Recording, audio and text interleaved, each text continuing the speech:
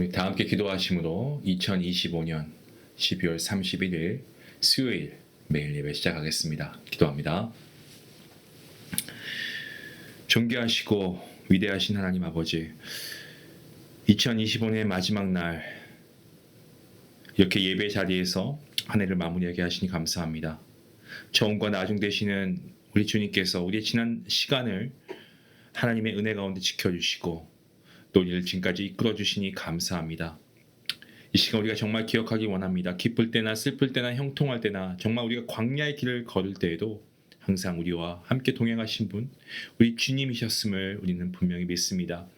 우리의 연약함과 실패가 있었지만 그보다 크신 하나님의 은혜를 바라보게 하시고 오늘 이 시간 감사와 회개의 마음으로 주님 앞에 서게 하여 주시옵소서. 성령님, 이 예배를 통하여서 우리 안에 묶여져 있던 정말 두려움과 상처와 죄책감이 있습니까? 이 모든 것에서 우리가 해방되게 하시고 정말 새해를 향한 소망과 담대한 믿음 주님 안에서 우리 안에 심어 주시옵소서. 2026년을 정말 인간의 계산이 아닌 하나님의 약속을 붙들고 맞이할 수 있도록 도와주시옵시고 더 말씀을 깊이 묵상하고 더 기도하고 오직 주님만 의지하며 살아가는 믿음의 결단이 우리 모든 성도님들에게 임할 수 있도록 하나님 함께 하여 주시옵소서. 이 시간뿐만이 아니라 이 땅에서의 모든 남은 생을 주님께 의탁하오며 이 모든 말씀 예수님의 이름으로 감사하며 기도하옵나이다. 아멘. 찬송가 595장 함께 하시겠습니다.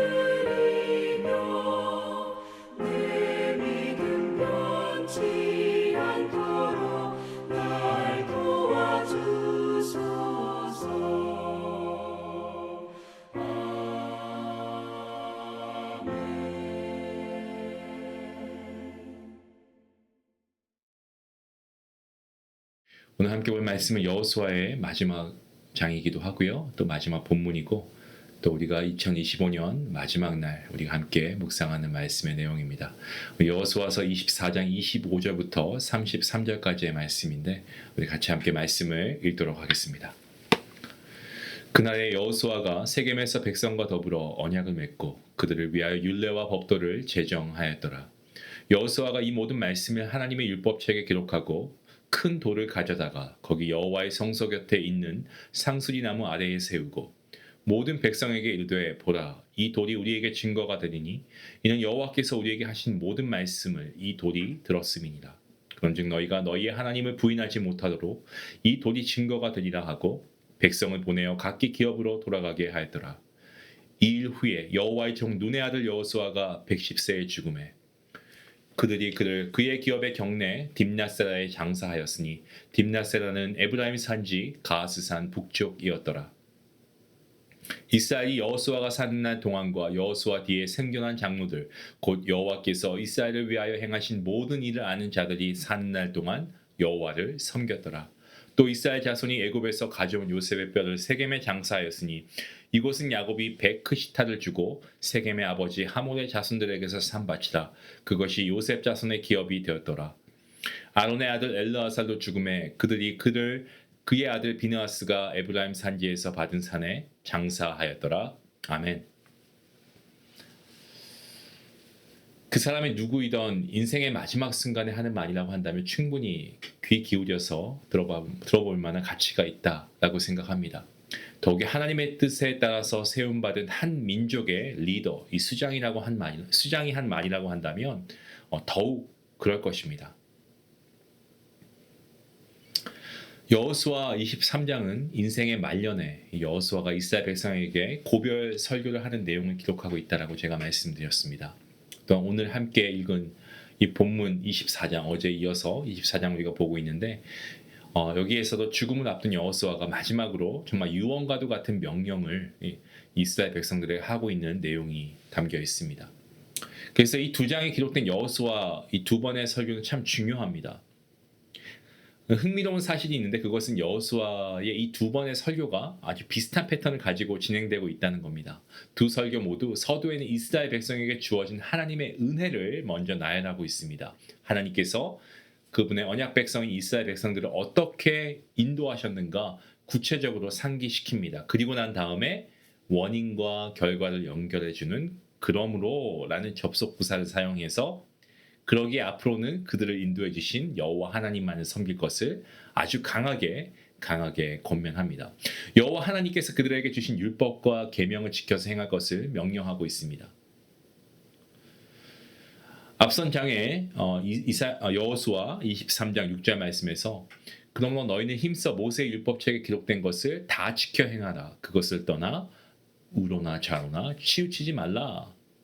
또한 24장 14절 말씀에서 그러므로 이제는 여호와를 경외하며 온전함과 진실함으로 그를 섬기라. 여호와만 섬기라. 사실 이러한 패턴이 여호수아의 설교에만 드러나는 것은 아니죠.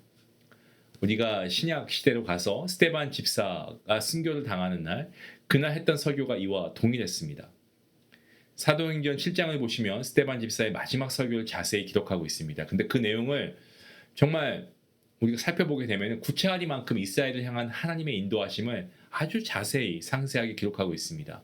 아브라함부터 솔로몬에 이르기까지 이스라엘 역사를 통해서 그들을 주관하신 하나님을 낱낱이 증거하고 있습니다. 그리고 스데반은 그를 정죄하려고 모인 공회 앞에서 그 하나님을 믿을 것을 선포하지 않습니까? 마찬가지로 사도행전 27장을 보시면 이 사도 바울의 설교에서도 이와 유사한 모습이 나오고 있습니다. 복음을 전하다가 감옥에 갇힌 바울이 마지막 변론의 기회를 얻어서 이 아그리빠 왕 앞에 서서 한 일은 자신을 변론하지 않았습니다. 자신에 대해서 변론한 것이 아니고 오히려 자신의 인생 가운데 찾아오셔서 그 인생을 정말 송두리째 완전히 변화시키신, 트랜스폼 하신 하나님을 증거하는 것이었습니다. 그리고 여호수아가 그랬고 스데반 집사가 그랬던 것처럼 그 하나님을 믿어야 한다라고 간절히 호소하는 것이었죠. 우리가 하나님의 말씀인 율법을 세워나가면서 하나님을 진실되게 섬기는 삶을 살기 위해서는 여러분 꼭 한 두 가지만 기억하시면 좋겠습니다. 먼저는 상 주시는 하나님을 바라보는 것입니다. 마지막 날 우리의 공력에 따라 셈하시는 하나님을 기억하면서 우리가 살아가야 됩니다. 사도 바울은 로마 교회 교인들에게 장차 그들에게 나타날 영광은 지금 그들이 당하고 있는 고난과는 비교조차 할 수 없다라고 말하지 않습니까? 그 영광이 얼마나 큰지 그들이 목숨 걸고 주님을 따라가는 것이 결단코 헛된 것이 아니다라고 단언합니다. 그리고 그 소망 가운데 인내함으로 성화의 삶을 살아가라고 로마교회 교인들에게 격려하지 않습니까? 그리스도인들에게 앞으로 미래를 바라보는 눈은요, 주님을 신실하게 섬기는 동기를 부여해 줍니다. 자, 그런가 하면 우리가 거룩한 삶을 살아가면서 잊지 말아야 하는 또 다른 한 가지, 그것은 과거를 기억하는 겁니다. 우리의 인생 가운데 행하셨던 하나님의 은혜를 우리가 되짚어보는 겁니다. 우리를 죄와 죽음에서 건져내신 예수 그리스도의 십자가를 마음속에서 되새기는 겁니다. 우리의 주인 되셔서 우리의 연약함을 도우시고 인도하셨던 하나님을 기억하는 것입니다.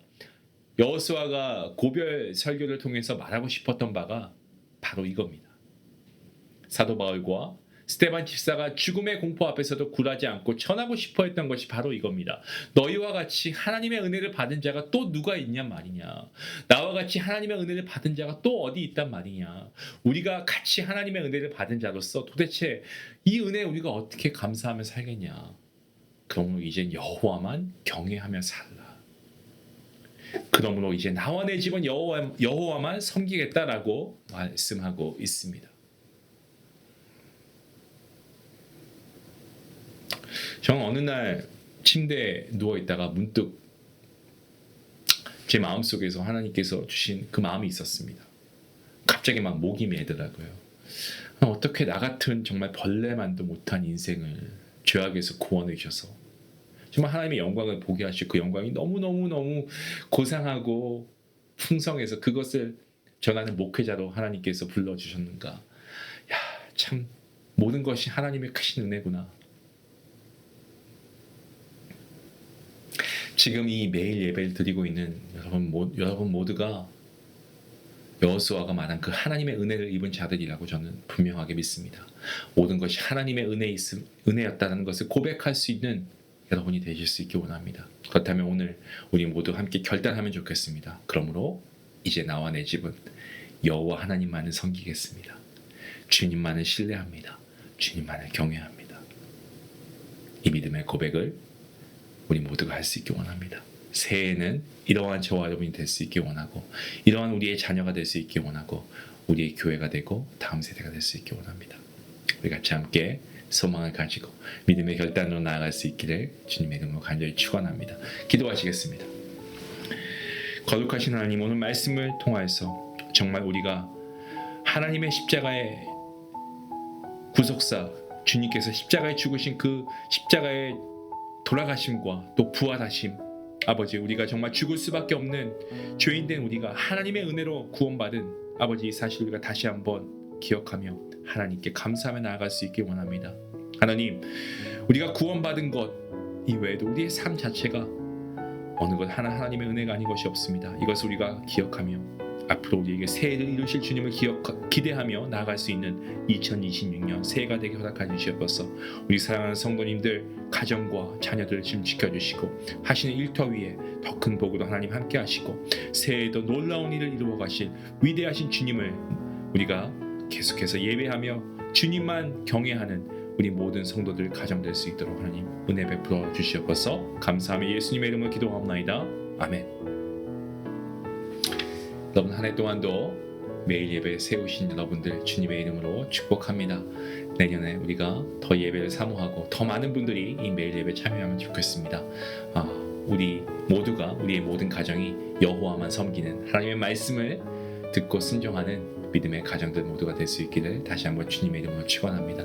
오늘 말씀 생각하시면서 함께 기도하며 나아가겠습니다.